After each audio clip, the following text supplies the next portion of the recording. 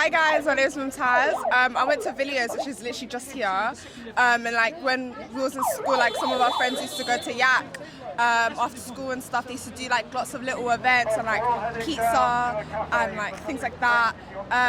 And like football and everything. It was really fun. And like it's a shame that they're closing down. But to be fair, I did think that they've been closed because they've been so underfunded to the point where like the young people in the community don't even know that stuff is going on there anymore.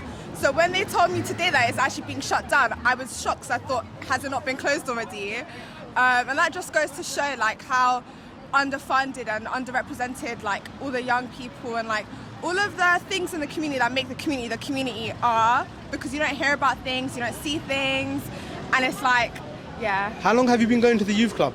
When I was in high school, I used to go quite a lot, around like when I was in year 9, year 10. And your friends as well, they used to go as well? Yeah, I'm in uni now, I'm in my second year now, so what sort of impact do you think the youth centre had on you and your friends, as in like, did it prevent you from going out and drinking and doing other things that you shouldn't have been doing? Do you think that had a positive impact on you? Do you think it kind of kept you in that sort of field of education and it kind of kept you inclined to be go in a positive direction?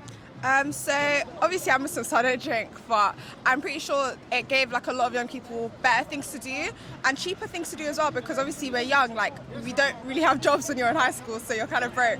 So it was like a nice thing to do, like if you had like a couple pounds to like pay with the foosball, like whatever, you didn't have to have big bucks to enjoy and have fun with your friends after school.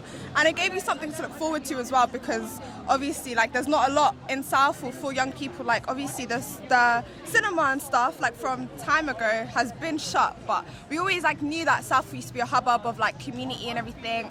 And it's like, it's a shame because obviously as a young person, like when we used to go there as like a group and stuff, we had fun, and we can't really have fun anymore without having to go outside of our community, which might be a bit difficult for some people, because obviously like safety, travel costs are going up, just like being far from home, like it's really unfortunate. And you mentioned earlier when I was talking to you, you mentioned the mental health issues that have been on the rise in the local area with youngsters, depression and self-harm and all of that's been going on in the local area. You said you had some friends that that were kind of going through that, but then they went to the youth club and that kind of changed for them.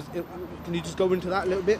Yeah, so obviously when you're young, you're going through a lot, like you're developing mentally and physically. You might be getting bullied at school, or you might just be like troubled in school and stuff. So like going to a youth club where there's kids that think like you and have fun like you could obviously like boost your self-esteem quite a lot.